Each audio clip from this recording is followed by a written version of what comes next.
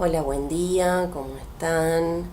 Mi nombre es Romina De Luca y esto es Saquen una hoja, la columna de educación de Razón y Revolución. Ustedes estaban acostumbrados a esta columna, pero en formato radial. A partir de este episodio vamos a salir con esta nueva modalidad. Ustedes van a poder encontrar los distintos episodios de Saquen una hoja en el canal de YouTube de Razón y Revolución, que será también replicado en las distintas redes de Razón y Revolución, tanto de Facebook, de Instagram, de Twitter, como en la página web de Razón y Revolución. Y obviamente también van a poder encontrar en mis páginas de redes personales, tanto el Facebook como el Instagram. Pero bueno, les pedimos que se suscriban al canal de Razón y Revolución, así les llega un aviso cuando se suba cada nuevo episodio de Saquen una hoja. En esta nueva modalidad vamos a trabajar centralmente con dos tipos de contenidos o de materiales. El primero y la principal novedad, y lo que va a ocupar varios episodios de Saquen una hoja, es llevar a examen a los distintos pedagogos, porque entendemos que esto nos permite, comprender las ideas que estructuran el sistema educativo, las concepciones, y también, nos permiten de alguna manera poder empezar a pensar qué podemos hacer con el sistema educativo. Y obviamente, como ya estaban acostumbrados, nos vamos a ocupar de examinar distintos aspectos de la coyuntura de la política educativa. En el próximo episodio al que vamos a llevar a examen es al señor Paulo Freire, ¿sí? Así que quédense y sigan la columna, que en el próximo episodio nos ocupamos de eso. En esta oportunidad lo que quería es que conversáramos sobre un tema que de alguna manera se ubica a medio camino entre la coyuntura y el poder pensar aspectos más generales que estructuran el sistema educativo, y el emergente que vamos a analizar, como ustedes veían en el flyer de entrada, es las escuelas públicas de gestión social o cooperativa, ¿no? Que se ubicaron en el tapete a propósito del triste femicidio de Cecilia en la provincia de Chaco, a manos de lo que los medios denominaron el clan Sena, ¿no? Y efectivamente, a raíz de este episodio es que estas escuelas administradas por los Sena han empezado a ocupar, ¿sí?, distintas páginas en los medios de comunicación. Y lo que me parecía interesante que pensáramos era, por un lado, qué aspectos de filosofía general se utilizan para defender esta modalidad, y por otro lado el poder pensar el funcionamiento real. Es decir, en este punto, las escuelas de los Sena van a ser el botón de muestra de una realidad que puede ser más general y que nos va a permitir pensar cómo se consolida un paraestado, es decir, un circuito educativo paralelo al Estado que tiene consecuencias para el conjunto de los trabajadores y para la formación educativa de la clase obrera, y que tiene claramente una funcionalidad para el Estado, que por eso, se vale, fomenta y alimenta este tipo de gestión educativa, ¿no? Este problema del paraestado, la creación de un Estado paraestatal, es algo que en términos más generales ustedes pueden pensar y examinar con el libro La Triple K de Fabián Harari, del cual les recomiendo enfáticamente su lectura. En este punto, lo primero que tendríamos que señalar para analizar este fenómeno es que las escuelas públicas de gestión social en general es un formato del cual hay muy poca información disponible, y esto es un primer indicador como para poder pensar el problema. Hay poca información, pero tenemos la suerte de encontrar algunos documentos que nos permiten específicamente examinar el caso chaqueño, ¿no?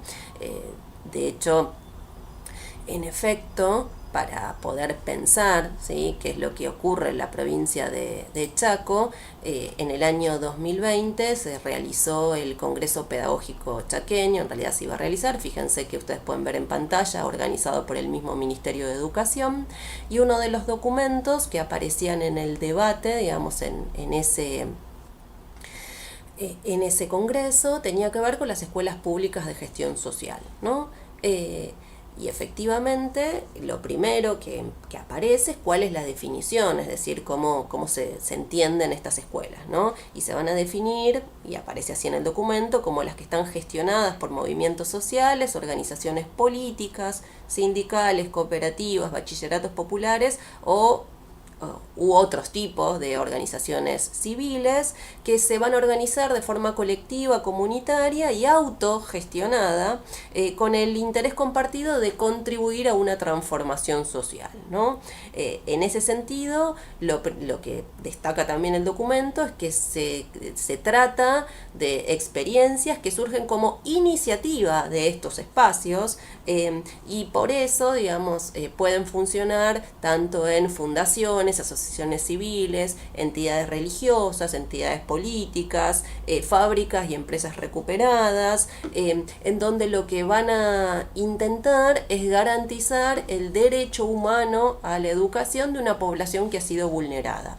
Esto aparece muy fuertemente, inclusive el documento va a señalar que estas experiencias emergen en lugares donde el Estado no llega, y en particular, digamos, van a cubrir una vacancia de la ausencia del Estado atravesado en las últimas décadas por políticas neoliberales, y que, digamos, entonces van a de esta manera garantizar un derecho educativo de una población altamente vulnerada, ¿no? Esto lo señalan para precisamente, y así lo indican explícitamente en el documento de la provincia de Chaco, no competir con la oferta estatal, sino, si ustedes quieren, complementar, ¿no? Acompañar. Y por otro lado, digamos, dentro de los atributos, sí, que van a tener, sí, este tipo de escuelas, bueno, van a señalar que tienen un rol activo a través de la organización social y política, que van a conveniar con el Ministerio de Educación, es decir, autogestionado, pero hacemos un convenio, ¿sí? Y que en la gestión colegiada van a ser las organizaciones que detenten estas escuelas las que tienen como potestad nombrar al personal directivo, de coordinación, la selección del equipo docente y también la propuesta política pedagógica, ¿no? Entonces, lo primero que tenemos que señalar es que este tipo de experiencias, bueno, por un lado, implican una alta fragmentación en la formación de el conjunto de las y los trabajadores, o sea, la formación que van a brindar estas escuelas, ¿no? Y por otro lado, digamos, el otro aspecto que aparece muy fuerte también tiene que ver, ¿sí?, con la defensa de que estas experiencias tienen que vincularse con las demandas de la comunidad. Por eso es que estas organizaciones que administran las escuelas son las que tienen la potestad de diseñar desde el proyecto educativo hasta la selección de los docentes, ¿no?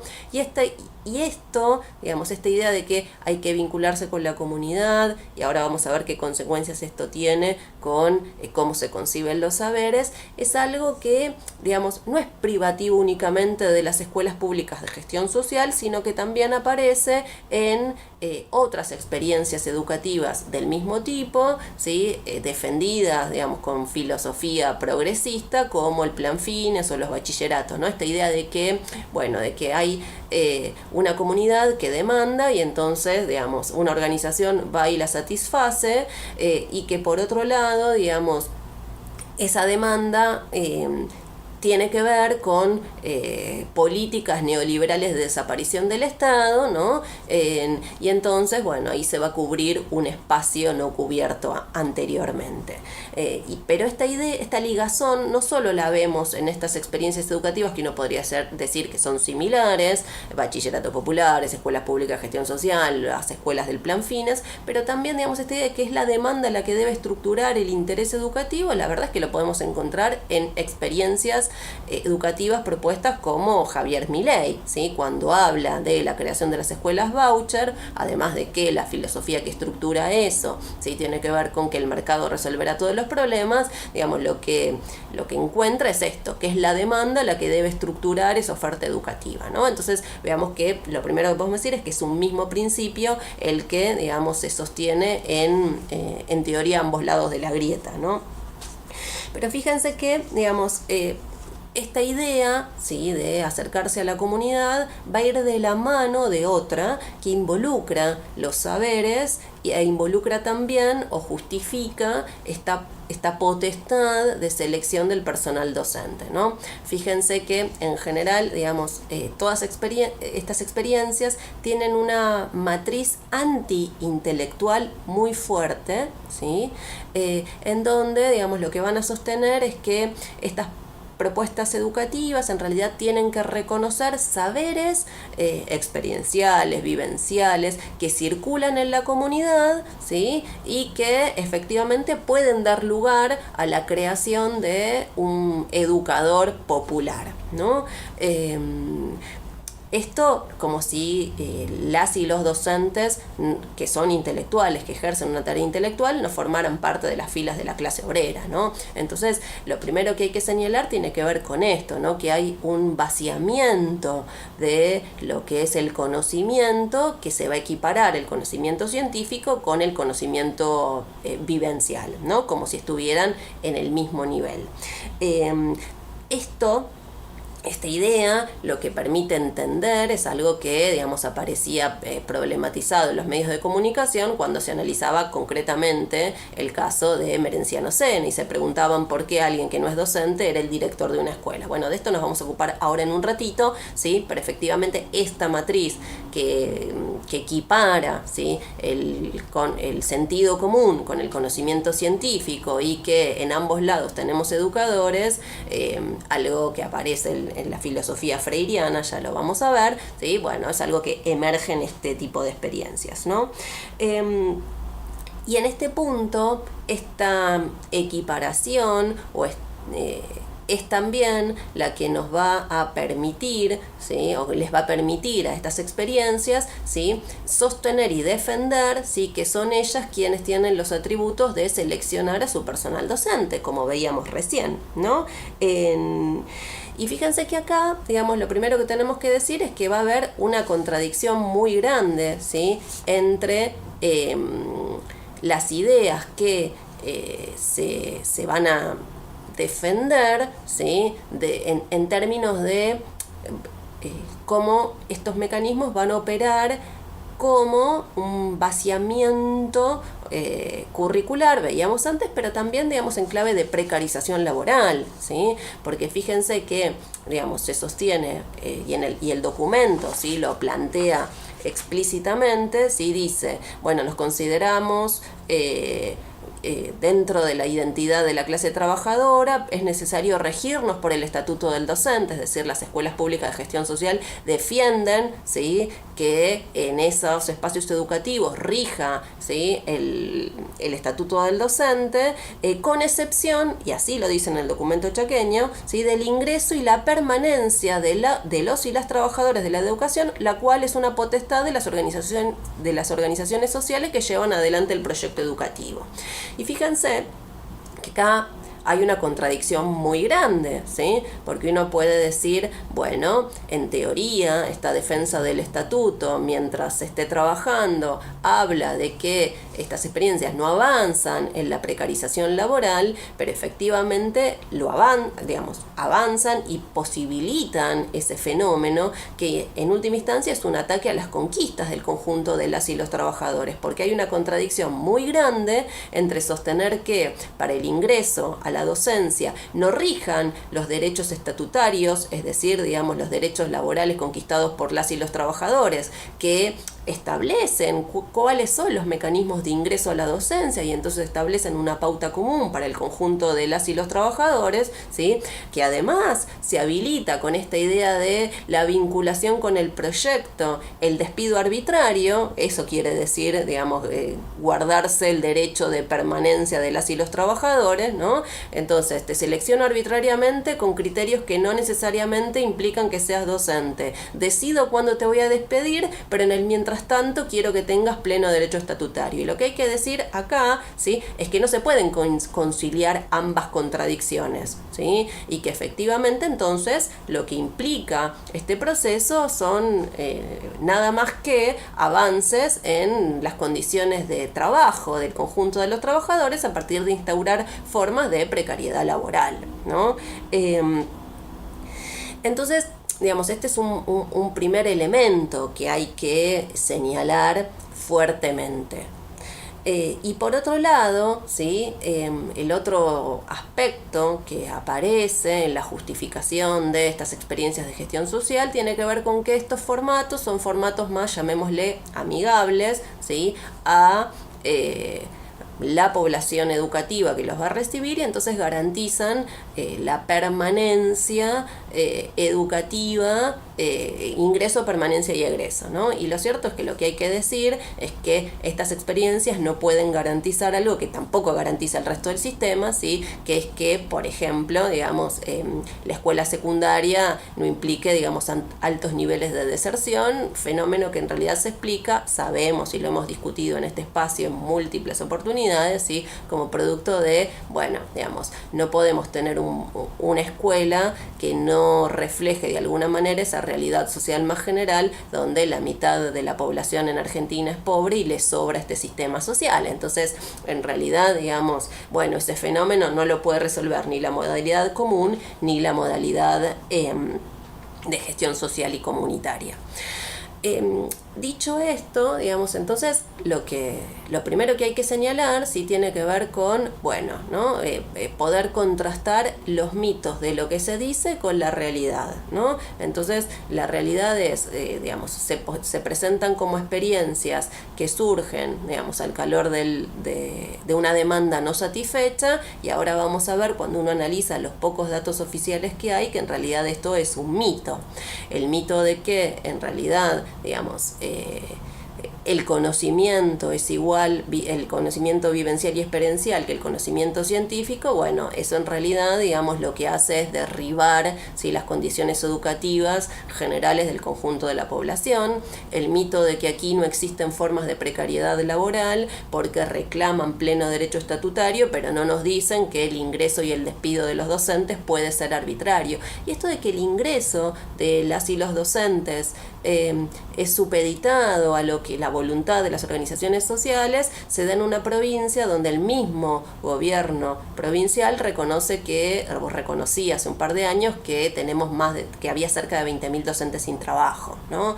Entonces, bueno, ¿no? Hay que pensar el lado B de este fenómeno. Pero ustedes estarán pensando, bueno, si esto tiene que ver únicamente, ¿sí?, con una realidad provincial, producto de un sistema educativo que está descentralizado, ¿no? Y si bien vamos a intentar pensar las particularidades del caso chaqueño, en realidad lo primero que hay que preguntarse es si esta modalidad no tiene un continente más general que le explica. Y en efecto, esto es así.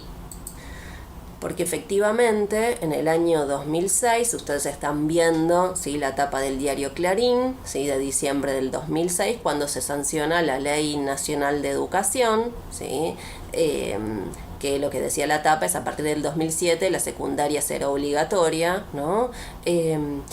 Y en efecto, en el entramado de la Ley de Educación Nacional, ¿sí?, el reconocimiento de las escuelas de gestión social y comunitaria es algo que, digamos, se consagra a la misma ley, ¿no? Ustedes están viendo ahí, ¿sí?, dentro de las disposiciones generales que establece la ley, de cómo se estructura el sistema educativo nacional, ¿sí?, es decir, digamos, cuáles son las responsabilidades de cada una de las provincias y cuáles son los niveles y modalidades educativos, ¿sí?, Bueno, efectivamente el artículo 13 va a reconocer a las escuelas de gestión cooperativa y de gestión social como una parte más del sistema educativo. Fíjense que, digamos, aparecen estas instituciones cuando se habla de también de las instituciones de gestión privada, ya sean confesionales o no confesionales, ¿no?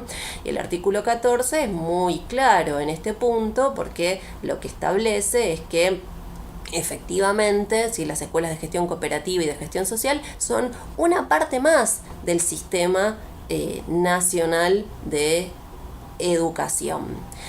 Entonces, este es un primer aspecto, ¿sí?, que tenemos que señalar, que, digamos, si existen las escuelas gestionadas por los SENA, escuelas de gestión cooperativa y de gestión social, es porque hay un apartado de la Ley de Educación Nacional que las permite y las posibilita. Y resulta interesante que en general de esta modalidad hay muy pocos datos.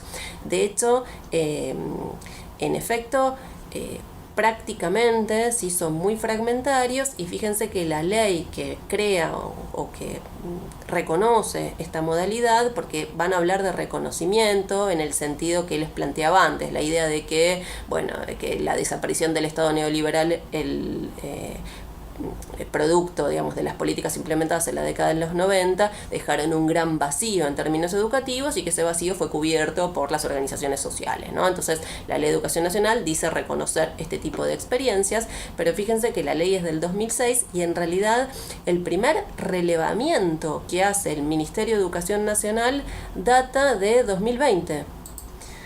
En efecto, ustedes pueden ver en pantalla, ¿sí?, cómo se anunciaba en 2020 el primer relevamiento de experiencias educativas de gestión comunitaria y algunos de los resultados que arrojaban estas experiencias.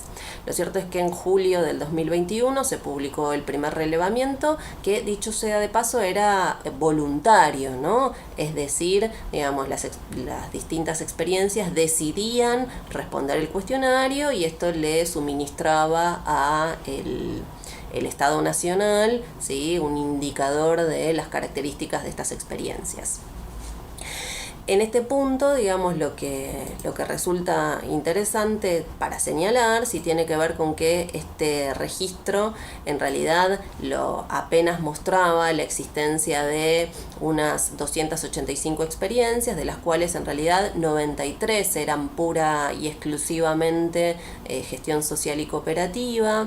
Lo que aparecía, digamos, tenía que ver con, centralmente experiencias formales, o sea, reconocidas formalmente, y experiencias no formales, más o menos 55-45, digamos, era la distribución, y que el Estado financiaba en buena medida los salarios docentes, pero no únicamente. También los salarios docentes podían financiarse a través de bonos, aportes de las fundaciones, contribuciones privadas, de empresas, etcétera, ¿no? Y esto lo señalo porque ahora vamos a ver, digamos, cómo esto se expresó en el caso también chaqueño, ¿no? De ese relevamiento del 2021 oficial, optativo, solo 6 escuelas de gestión social y cooperativa se registraron en la provincia de Chaco, ¿no? Número que en realidad, cuando uno empieza a cruzarlo con otros indicadores, contrasta notablemente. Ustedes detrás mío están viendo, ¿sí?, el padrón de oficial de establecimientos educativos sancionado por el Ministerio de Educación Nacional. Ese padrón, ¿sí?, mostraba una cantidad de escuelas de gestión social y comunitaria, ¿sí? Les decía, el registro del 2021 optativo, específicamente realizado para medir estas escuelas, registraba apenas 6, y en ese padrón oficial de escuelas lo que encontramos es que hay por lo menos, ¿sí?, unas 87 escuelas de gestión social y cooperativa en la provincia del Chaco. Escuelas de las cuales 20 están afincadas en el barrio emerenciano Sena, ¿no? Y cuando uno y de esas escuelas, de esa cantidad del padrón oficial de escuelas, 13 de ellas por lo menos funcionan en la ciudad capital, en Resistencia Chaco, ¿no? Entonces, y esto es un primer punto para contrastar mitos con realidades, porque efectivamente, digamos, cuando uno analiza inclusive el ámbito, si son escuelas urbanas o escuelas rurales, la mayoría de ellas son escuelas urbanas, e inclusive fíjense que 13 tenemos en la ciudad capital, entonces es bastante difícil pensar que en la ciudad capital no haya establecimientos educativos. Ahora vamos a ver, a propósito de la Escuela Pública de Gestión Social número 2, que ha sido la escuela, digamos, dirigida por Emerencio Sena, que efectivamente, digamos, tenía un anexo inclusive en una escuela, pero esperemos un poquito. Entonces, lo primero que hay que decir es que cuando uno toma los pocos datos oficiales que aparecen, ¿sí?, lo que vamos a encontrar es que en realidad, no es cierto que este tipo de escuelas funcionan donde el Estado no ha llegado, donde el Estado ha desaparecido producto de las políticas neoliberales, ¿no? Ese padrón oficial de escuelas, sí quiero señalar, que tiene registradas por lo menos 445 experiencias de gestión social y cooperativa en la provincia de Mendoza. Y esto lo indico para señalar que precisamente esta modalidad es defendida de un lado y del otro lado de la grieta. Y esto se puede ver inclusive, por ejemplo, a propósito de los debates del Plan Fines 2. Y ustedes recordarán que en el 2014, ¿sí?, se dio un debate muy álgido que inclusive hemos protagonizado en relación a las escuelas del Plan Fines 2, y mientras el macrismo en la oposición decía, ¿sí?, que era una barbaridad que funcionara este circuito educativo, en el poder a partir de diciembre del 2015 rápidamente se abrazó a la modalidad y le dio larga vida, ¿no? Entonces, efectivamente, digamos, de este tipo de experiencias educativas se sirve todo el personal político, ¿no? Entonces, lo primero que tenemos que indicar tiene que ver con esto, ¿no? Con, a poco de buscar algunos datos oficiales, vamos a encontrar, ¿sí?, que hay más de 80 escuelas de gestión social en la provincia del Chaco, en la ciudad capital, en ámbito urbano, con lo cual esta idea de que estamos frente a una oferta que no llega, ¿sí?, a donde el Estado no llega, es algo que rápidamente con mirar algunos datos podemos dar por tierra, decir, eso forma parte del relato. Pero digamos, no, algo que me parece interesante, digamos, pensar, ¿sí?, tiene que ver también con efectivamente qué nos mostró el caso, la ligazón entre estas experiencias de gestión social y cooperativa y cómo muestran la precariedad laboral y los vínculos con el poder político, ¿no? De hecho, analizar la Escuela Pública de Gestión Social número 2, ¿sí?, rápidamente nos permite, digamos, entender este botón de muestra. Porque en efecto, luego de la desaparición de Cecilia, su desaparición y su femicidio, y de el encarcelamiento de 7 integrantes del clan Sena, incluyéndolo a Emerenciano Sena, a su mujer y a su hijo, lo que encontramos es que el gobierno tuvo que salir a intervenir la Escuela Pública de Gestión Social número 2, digamos, que funcionaba en la Fundación Dr. Saúl Acuña, ¿sí?, que estaba administrada por el clan Sena y en donde inclusive Emerenciano era el director. ¿Qué es lo que dijo el gobierno cuando decidió intervenir esta escuela, ¿no? Que por un lado, que esto se hacía, y lo pueden encontrar, digamos, en la nota de Telam, como así también en distintas notas provinciales, esto se hacía para poder garantizar que la escuela siga funcionando y que se puedan pagar los salarios docentes, ¿no? Entonces, en este punto, esto muestra, ¿sí?, que por más de que nos digan que estas escuelas están reconocidas, digamos, formalmente, fíjense que el Estado aporta fondos, ¿sí?, para el pago de salarios, ¿sí?, la realización de ese fenómeno, digamos, se daba pura y exclusivamente a partir de lo que hacen los movimientos sociales, ¿no? Entonces este es un primer punto para señalar. Y en este punto también lo que salió a decir, digamos, el ministro de Educación, Aldo Literas, era que, bueno, que en realidad el Estado no podía estar en el último confín de cómo funciona cada una de las escuelas de la provincia y que, bueno, que entonces estaban actuando y obrando, ¿sí?, como debían, haciendo cumplir todas las resoluciones del Ministerio de Educación en esta escuela, ¿no? De alguna manera, la estrategia, digamos, es decir, nosotros no tenemos nada que ver con este fenómeno. Y en realidad es interesante porque esta escuela, la Escuela de Gestión Social número 2 del barrio Emerenciano, ¿no?, fue elegida por Coqui Capitanich para iniciar el ciclo lectivo en esta escuela, ¿no? Entonces no se trata, digamos, de cualquier escuela, sino de una escuela que ha sido elegida, ¿sí?, por el gobernador para dar inicio al ciclo lectivo. Y no solo, ¿sí?, estuvo el gobernador, sino que también estuvo Emerenciano Sena defendiendo la escuela. Fíjense que ustedes están viendo cómo esto está publicado en la página de gobierno, ¿sí?, en donde el gobernador dice: yo recuerdo que en estas escuelas no había nada, ¿sí?, previamente, y ahora tenemos una escuela, una fundación, una vivienda, y el mismo Emerenciano Sena defendiendo, digamos, la participación de los docentes en este proceso, ¿no? Entonces, digamos, esto fue en marzo de este año, es decir, digamos, hace apenas 3 meses atrás, ¿sí?, de gente que ahora parece que no se conociera, ¿no?, que es la estrategia de el gobernador para decir, bueno, yo con esto no tengo nada que ver, ¿no?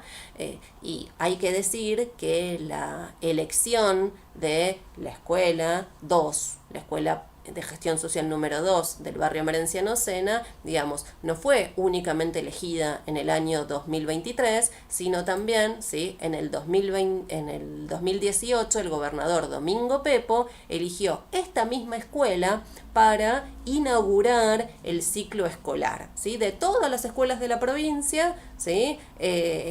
2 gobernadores eligen esta escuela del barrio Emerenciano Sena, ¿no? Entonces, esto nos muestra muy claramente, ¿sí?, una ligación directa, ¿sí?, entre este tipo de escuelas y el poder político. Proceso que no solo, digamos, tiene la recurrencia de ser la escuela elegida para la inauguración del ciclo escolar, sino también, ¿sí?, en el año 2017 se inauguraron, digamos, escuelas viviendas en el barrio, y también, digamos, se hizo la habilitación del edificio de la escuela. Que dicho sea de paso, de nuevo, para contrastar el relato con la realidad, ¿sí?, lo que observamos es que inclusive esta escuela, la 2, que funciona en la fundación, digamos, Saúl Acuña, también tiene un anexo en un establecimiento educativo. Entonces, ¿cómo? ¿No era que estas experiencias funcionaban ahí donde el Estado no estaba y no había ninguna escuela? Bueno, que el anexo funcione en una escuela nos permite ver muy claramente, sí, que esto no es así, ¿no? Entonces, lo primero que hay que decir es que esto no es un accidente, no es que, digamos, es casual, ¿sí?, esta relación entre las escuelas públicas de gestión social y el poder político, ¿no? Entonces, lo primero que tendríamos que preguntarnos, ¿sí?, tiene que ver con, lo vemos en este acto del 2023, ¿sí?, al gobernador, a Coqui Capitanich, ahí en la escuela del barrio Emerenciano, la Escuela de Gestión Social número 2, inaugurando el ciclo lectivo, y uno tendría que preguntarse de qué se ríe. Bueno, se ríe claramente de todos nosotros.